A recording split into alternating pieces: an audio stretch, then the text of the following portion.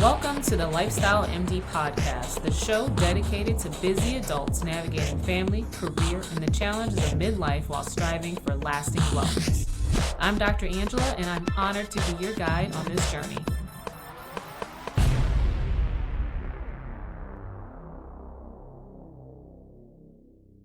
Hello, this is Dr. Angela. Welcome back to another episode of the Lifestyle MD. I am so excited to bring a new guest onto our podcast, Dr. Jim Walter, PhD. His PhD is in cardiovascular exercise physiology, and he is the founder of the Institute for Preservation of Health.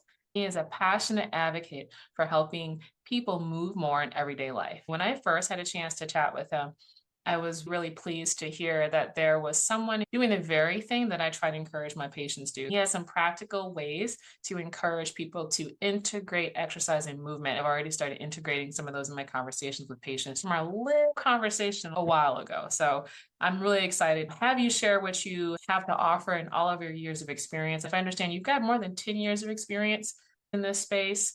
Everything you do is backed by science, and you have some practical ways to weave movement into everyone's busy schedules without adding extra exercise time. Right. So thank you so much for joining us. That was quite extensive, and thank you. Yeah, I'm looking forward to going into it. I have been shaped by a number of things. Yes, I did spend 10 years directly doing preventive and rehabilitative cardiology. I wandered off to the pharmaceutical industry for the past 25 years. But my passion for wanting to help people and wanting to help them be able to help themselves has never waned. And I've gotten to the point in my career where I've started to think I am looking to make a transition out of the pharmaceutical industry and into this mission of talking to people and trying to, as I said a moment ago, help them help themselves. And the importance about my message, which I'll reinforce, is that what I'm going to talk about is something that everyone can do.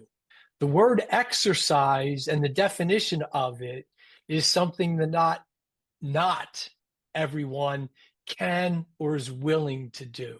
So that's where my message and story is a little bit different, and I'll be happy to delve into the details as appropriate. So I feel like sometimes I am reluctant to use the term exercise. When I talk with patients, I'll say you need to move more, get steps in, but we need to move more. I try to couch that so it doesn't sound like exercise, because some people have a very negative reaction to that. The Centers for Disease Control and Prevention defines as exercise as 150 minutes or more of moderate to vigorous physical activity. That's where you run into challenges. And that's where people say, I just don't have the time, energy, or motivation for that. So that's where I'm trying to change things. So what can we do to make a transition that everybody can do? And that is to move more. Yes. And then what we'll do throughout this conversation is, we've said that to people and like, okay, that makes sense. And then people start to think, oh, I guess that means like parking my car further and walking and taking the steps instead of the elevator. But when you get beyond those, that's where people draw blanks. Yes. And that's what my message is all about.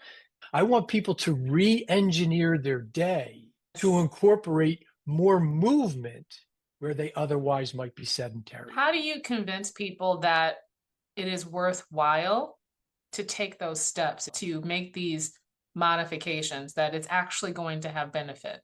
Yeah, I will share a little bit of data. We've got this magical number of 10,000 steps. I'm looking at an article right here that says just a little over 2,000, you can start to get health benefits. Just 2,000. That's a little bit more manageable for most people. All the data says if you do more, you will get more benefit. But if you do nothing, you get no benefit. So let's start with the simple. And, I often cite when I talk an article that came out of the Mayo Clinic proceedings not too long ago in 2020, indicated that the simple act of going from sitting to standing multiple times throughout your day resulted in small but statistically significant decreases in fasting blood sugar and body fat mass. Wow. If a little thing like that can make a difference, that's what I try to communicate to people. A couple of years after that, in the Journal of the American Medical Association, they cited an article that adding an additional 2,000 steps up to 10,000 resulted in an 8 to 11% decrease in death overall Wow. and less cardiovascular disease. And if you start whatever you're doing and adding an additional 500 steps and then 500 more and then 500 more, those show incremental decreases in either all-cause mortality or cardiovascular death. So what I'm trying to do is get away from these big changes. In fact, in my talks, it sometimes slips out, but I try to avoid using the word exercise. Yes. Physical activity, movement, I use those words. Every once in a while, exercise will sneak in there, but I try to avoid it so that people can understand that this is something that everybody can and should do. So basically, you call it something else and reframe it in a way that makes it approachable so that they're not scared by it and they're doing more exercise and getting more activity without actually sometimes even really knowing it. Exactly. Let's go back a few steps here. And you spent 25 years in pharmaceuticals. How do you Mhm. go from that to what you're doing now? What really drives that passion? It started a long time ago. My father died at a very young age from heart Mm. disease. Even though he was only 45, Wow. my parents managed to have 8 children during that period of time. I'm one of 8 kids. That was hard on me. I was 13 years old. I had a 1-year-old sister, a one, a three, a five, and the numbers go because I was the third Mm. oldest. I did study exercise physiology, and I did that because I really wanted to focus on something that could help others avoid what I had to go through. There are Yes. millions of children out there that have had a similar story. And so that's what drove me towards that. You might be curious about the name of the company, the Institute for the Preservation. That's part of this whole story. I was dealing with people in cardiac rehabilitation. And what I always thought about was, you know what? I love doing this. I can help people who have had massive heart attacks, who might have had heart failure, who might have had a heart transplant, and help them reintegrate themselves back into their life. But what I was doing was always a step too late. Mm. Wouldn't it have been better to not allow that to happen, to preserve our health? Many of us don't. We go off on things that appeal to us, like foods that taste good and lying on a couch for 8 hours watching football games all day. And that's not going to help us preserve our health. And so I intentionally searched for that word because I wanted to have Mm. meaning to all of this. And so that's where I got started, driven by the premature death of my father. Did work in the preventive and rehabilitative world for 10 years. I won't bother going into why I drifted off into the pharmaceutical industry, but I'll share a story with you. One of the ones that I learned along the way has nothing to do with this, but it was more or less like a personal development story. And it's referred to as the rocking chair test. Have you ever Mm. heard this story before? No. So here it is. You're 80 years old. Picture one of those big, beautiful covered porches on a house in South Carolina with big willow trees on either side. And you're sitting in your rocking chair and you're reflecting back on your life. You started off as an engineer, became a physician, all the people that you're helping along the way while growing and raising a family, and all the good things that you've accomplished. And that's bringing a big smile to your face. And then you think about the other side. What is it that perhaps during this time that you wanted to do but didn't, and you Mm. regret not having done that? That's what this is about for me. Mm. I've got this message. I believe it's an important message. I believe it's a very useful message that can help many people because the message about exercise still is great and resonates with some people, but not most people. Right. Data from the CDC tells us 25% of Americans are completely sedentary. So that means So they're not doing anything more than activities of daily living. And as much as 60% or more don't meet that definition of exercise. So there's a lot of people that can do more, but we get busy. We have a job. We have to take our kids to their sports practices. We got to help them with their homework. We got to make dinner. When are we supposed to fit that in? That's the message exactly. that you hear from a lot of people. But if we can re-engineer our day to include more movement, we might not have the profound benefits that 150 minutes does, but you will have health benefits. Maybe for some people, they're so far away from that 150 minutes that they don't even start. But what if they Yes. start moving and moving some more and moving some more? They might get closer and feel more comfortable for that ability to move. So how do you define movement? Like if you're talking to someone and you're trying to make it tangible to a layperson who's hearing this for the first time, how do you explain movement in a way that they can really get what you're telling them? Anything that they do more than they currently do. Did that standing up make a difference in my health? No, no. But Does compound over take time. right, does taking a flight of steps during the day, one extra flight of steps during the day, have an impact on my health? No. But if you can take your day and restructure it to include opportunities to move more. Remember, I said you do so much and then you add 500 more steps, and that has incremental benefits for reducing your risk of cardiovascular disease and overall death. So, how do you Hmm. do that? You just look for clever ways. What are some clever ways that you can introduce those more steps and movement? Yeah. So we'll start like we all do in the morning, right? We get out of bed. You can probably tell I'm a little bit old fashioned. We still get a physical newspaper. Our mailbox is right out our front door. So instead of going out the front door to get the mail or the newspaper, how about if you go out your side door and then walk around the curb? Mm, I'm on a corner piece of property. Maybe even go out your back door and just walk around and get your mail or newspaper and come back. So, wow. that's a very simple way. I'm talking to you right now from a loft in our house where I work as my office. We have an office in the house. My wife works out of there. I work up here. I don't use the restroom that's right outside the door here. I always go down a flight of stairs and back up a flight of stairs to use the restroom. And this is part of the thing that I do when I talk to people is I try to open up their minds because a lot of times we just have blinders on. A few weeks ago, I had to tell my son if he could take the dog out for a walk. And I'm up Hmm. here and he's down in the kitchen. So what are most people going to do? They're going to walk to the top of the stairs and yell, "Hey, Yeah. Dylan, can you take Max for a walk?" I started to do that and then I stopped. I walked down the stairs, walked into the kitchen, said, Mm, "Dylan, can you take Max out for a walk?" And then I walked back up the flight of stairs. You've said a couple of wow. times about creating time for exercise. That didn't change my day at all. I'm not going to bed later at night because I walked down. You just sort of build that into your day. That's And so practical. that's what I'm trying to encourage people to do. Let me ask you a question. Sure. Do you stand up while you watch television? I don't as much as my husband does. Sometimes I exercise or do sit-ups while I'm Yeah. watching television, though.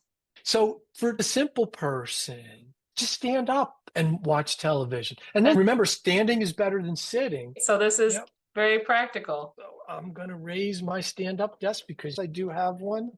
I This, figured you did. This will be an opportunity to demonstrate a yeah. practical application of it. What I'm hearing from you is instead of thinking about the quickest or shortest way to do something, you could say, what is the least direct, the Thanks. slowest, the longest route I could take, or Yeah. whatever, to complete this Yeah. task?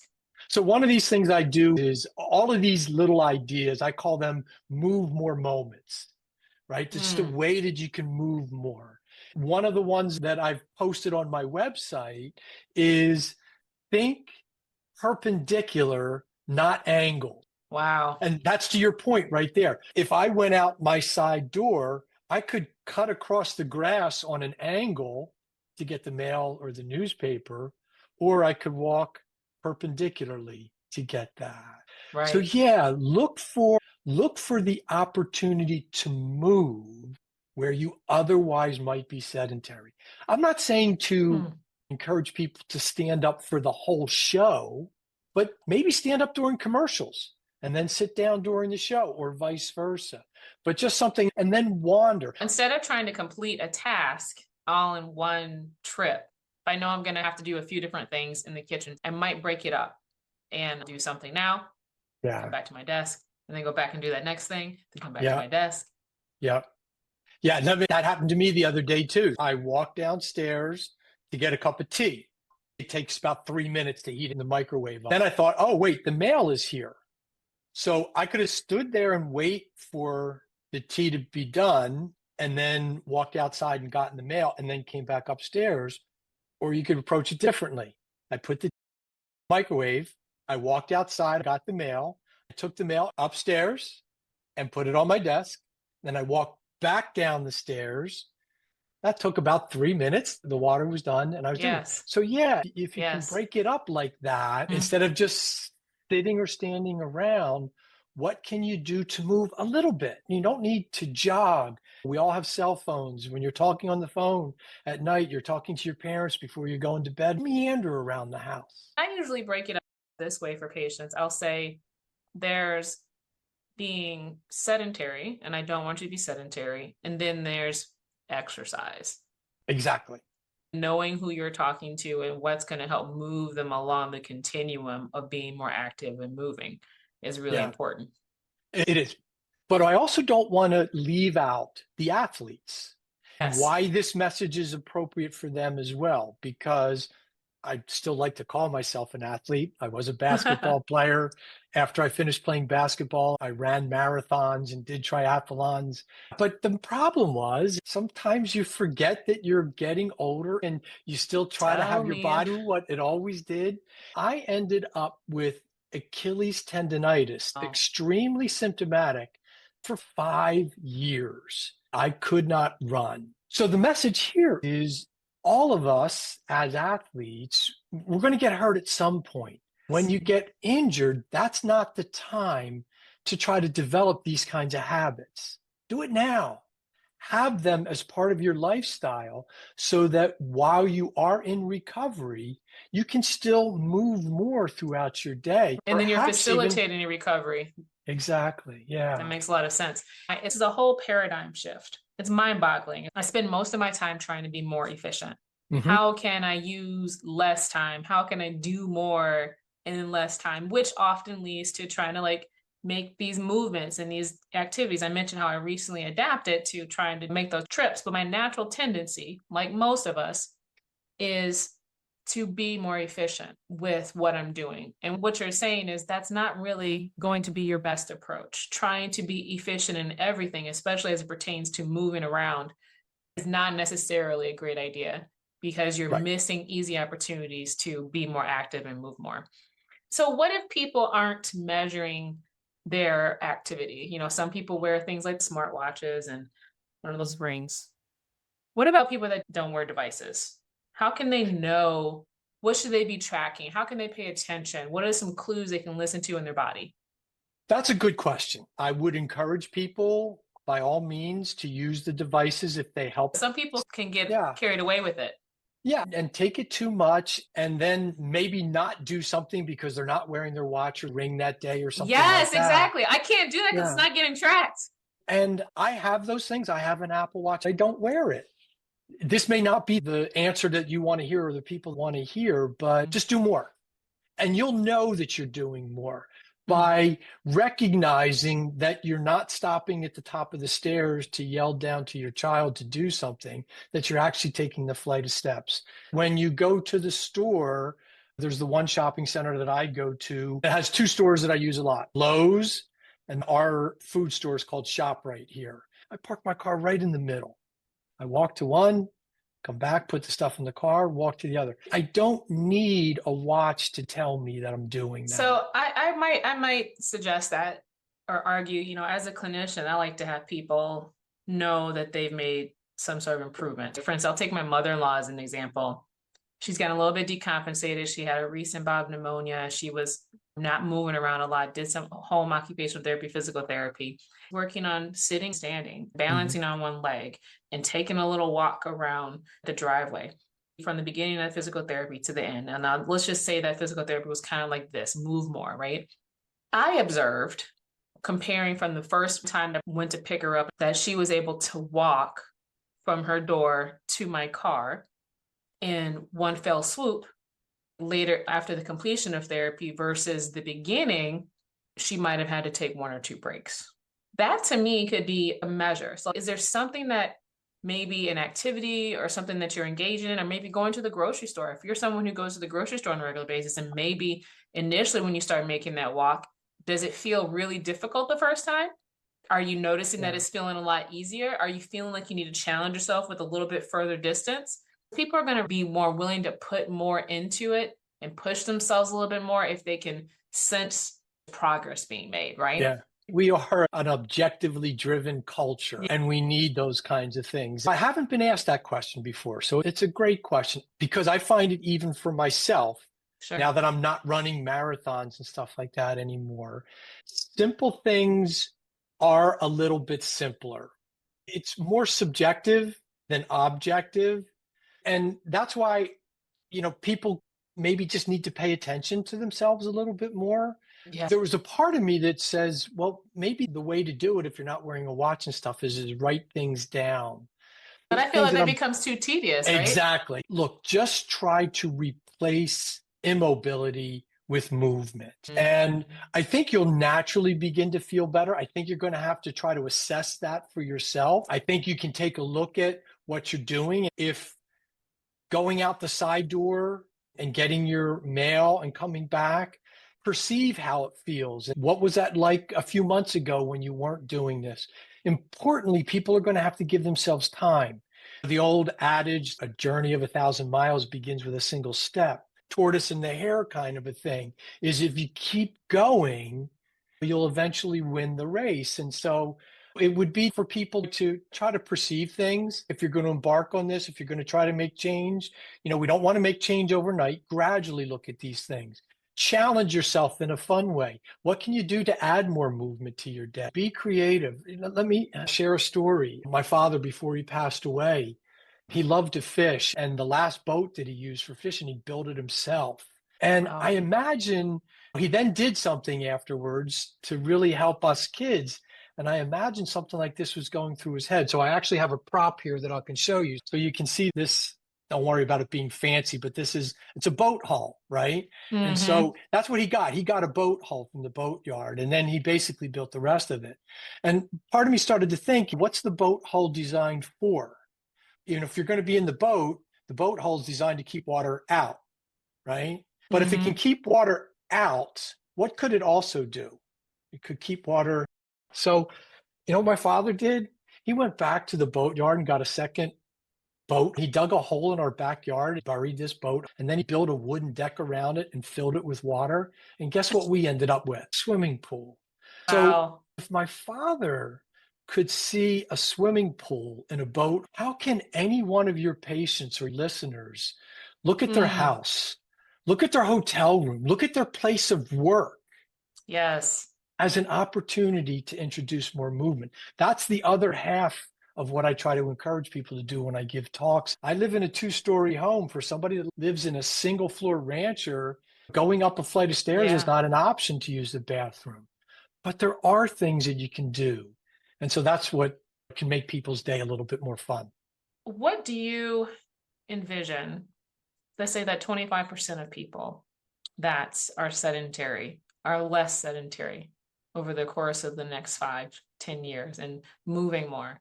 What does that look like from a public health standpoint?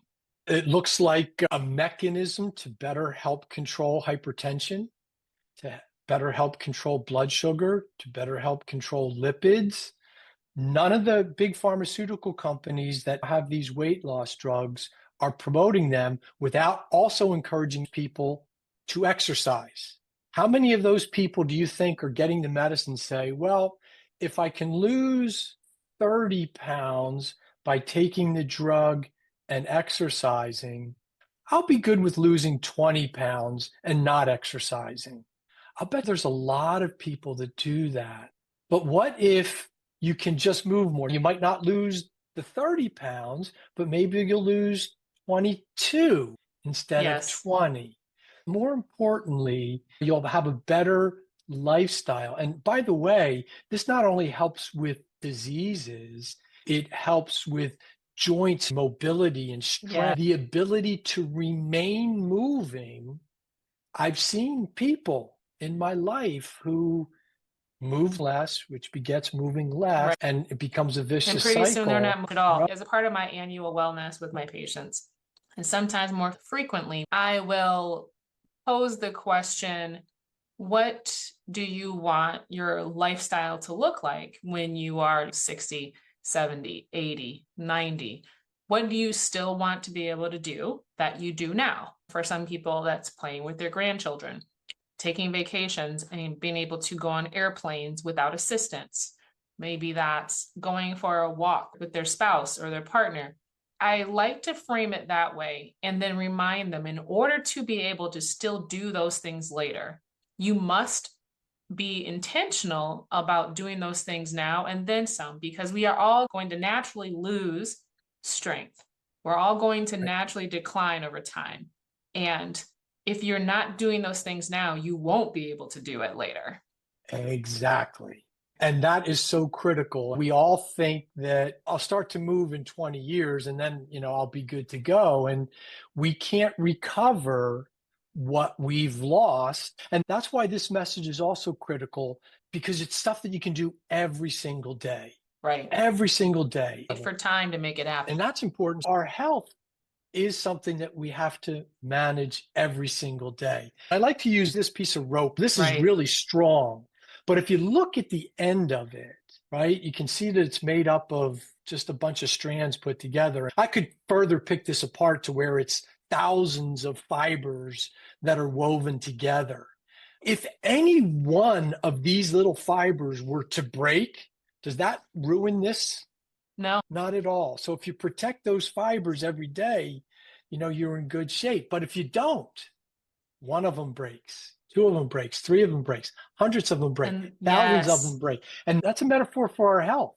Sometimes people are hanging on to their health because our human body is a tremendous organ. Our body has a tremendous amount of reserve. We know full well that many people don't recognize that they have cardiovascular disease until their Right. arteries might be 80% blocked. So they think everything is great. They've got a nice, strong health. But what they haven't seen is that a lot of these are breaking and they might just be hanging on. And that's what happens if we don't take care of our health every day. So you get to that last thread. It's like the last straw, right? In this case, it's the Exactly. last thread that you actually feel it or notice it. As we were talking, I was thinking about other ways to implement this. I participate in Walk with the Doc. I have my own local Walk with the Doc chapter. And it's an organization nationwide, actually worldwide. And the whole mission of it is to encourage people to walk. Once a month, I meet with walkers in our area. We have a group that is really faithful that usually come. And I've been trying to think of ways to encourage activity in between these walks. It dawned on me I should make this a part of that message every month, having them collectively share things that they've done so they can have some of that group learning as well. Then they can take those ideas back home, and over the next 3 weeks, 4 weeks in between the walks, they're accumulatively doing more. Exactly. My next thing is to write a book, put all my ideas in a book. But what I also want to do is steal shamelessly. I want people to write to me and send me things that they're doing. I can't think of everything. Yes. And my environment is different than other people's environments. Yes. If we can get everybody's ideas and put them together in a common collection area, That would be that fantastic. that could help. I can see that being something I want to give out to patients. No, that's the plan. And if you want, you can have them visit my website. They can send me an email. They Well, can send me speaking their of which, share your website. I want patients and listeners to visit. I want them to connect with you. I'm going to share things as I learn them from my patients. I'm going to encourage them to share things that they've done. If we only look from our own perspective, we're missing out on a world of ideas. Yeah. What is the website they can visit? It's pretty easy. It's my name. It's jimwalterspeaks.com. And, if you wanted to send me an email, it's Jim at jimwalterspeaks.com. I'll be happy to connect with people. They can look at some of the ideas. One of the things I need to get better at, which my generation isn't great with, is social media stuff. So Yes, I was I going to ask do if you have any social media. I do have an Instagram account. What I post on there are these move more moments, Mm. things that are real quick that you can do each day. And that's where I would post other ideas that I would get from people. So my plan is that when I can move away from the pharmaceutical industry and devote full time to this, to be able to bolster all of that stuff and Mm. make it more accessible to many people. That would be But fantastic. I can see this yeah. being something that could pair very well. I could see you collaborating with Walk with the Doc, for instance, and sharing this mission. What is your Instagram handle, though? Yeah, Jim Walter, at Jim Walter Speaks. I'm going to share your website, your email in the show notes. I'll also share your Instagram handle, and I'll have a call to action. Any listeners, patients, share their move more moments. What are some things that they Yeah. have done, that they plan to do, that they can share with us and you so that you can spread that word? You can be the catalyst for helping 25% of the population that's sedentary to find ways to be more active. Any Yeah. final thoughts or any stories you want to share before we wrap up? I'll share a little quote that I've conjured up. I've always been fascinated by history, and one of our great presidents, John F. Kennedy, has the infamous words he used in his inaugural address. I've put my own twist on them, and I would encourage people to ask not what your healthcare provider can do for you, ask what Mm. you can do for your health. These move more moments are a way that you can take more responsibility for your own health. Grow with it, do a little bit more each day. I did have trouble answering your question about the objective measurements for that, but I'm Mhm. sure people will recognize that maybe I can do a little bit more and just keep going in these small incremental steps. Right. That'll continue to make a difference. Have your doctor check your blood pressure along the way. Maybe that's changing. Check your lipids, check your blood sugar, and maybe you will get some objective measures that could help you because the data Yeah. shows that it does. And as you were saying, I have physician colleagues that also listen to this. And my call to action to them, whether they're primary care or specialty, is to ask their patients about their move more moments or offer this as a suggestion, share with them this tangible, practical, realistic way to get more movement in. Take some of these examples, conjure up your own examples, and share them with your patients. And then, however often you see your patients, take opportunities to check in on how they're doing. You're going to be getting vitals. And as the provider, you can make the connection for them, even if they aren't making the connection. So many people are touching the healthcare system. So if more of us are cognizant of that, we can promote that message. Your Good. physician groups, that could benefit from, not just your podcast, but my presence Yes. in the talk and stuff like that. I talk about my father. I talk about the boat. I have a bunch of other stories. I bring the piece of rope with me to show people, and it's fun. There's the moments that'll make you cry. There's the moments that'll make you laugh, and hopefully moments that will inspire people because the message is a simplified message. Movement is just doing more than you're currently doing, and then just do a little bit more than that and let it accumulate, and you'll feel better. Oh, that's fantastic. Such practical advice. Thank you so much for this profound take on movement and for opening up our eyes and sharing with our listeners simple ways that they can be healthier. I really love your quote. I can't steal it, but I'm definitely going to give you credit for it because I think that's something that I would like my patients to take, have more self-efficacy, to take initiative and be comfortable being an active participant in their Yeah. health. So Please use it as much as you want. thank you. Yes, Einstein told us that nothing happens until something moves. I share Oh, that's things like good. that, simple things like that. And I have many more. Benefit from a talk like this, please feel free to reach out. I'd be happy Yes. to accommodate. Anyone listening, to make sure you check out the show notes. Look for Jim's email there and look for his website where you can find more inspiration and ideas on moving more. I'm so grateful for your time today, and I can't wait for people to listen to this episode. Thank you. I'm glad that you're grateful and happy, but let me reciprocate by saying it's people like you that take the time through a podcast to get important messages out. So I thank you for your commitment to patients in healthcare and making a difference in people's lives. The pleasure is mine. All right. Great. Take care, guys. Listen And next. happy holidays to everybody. Yes, happy holidays. This has been another episode of The Lifestyle MD. Special thank you to Lou Musa for the show theme music, created with Brief Photography and makeup by Janae for the cover photo.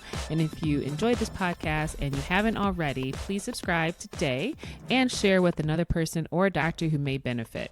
You may also follow me on Instagram at Angela Lifestyle MD. I am Dr. Angela. Thank you for joining me today.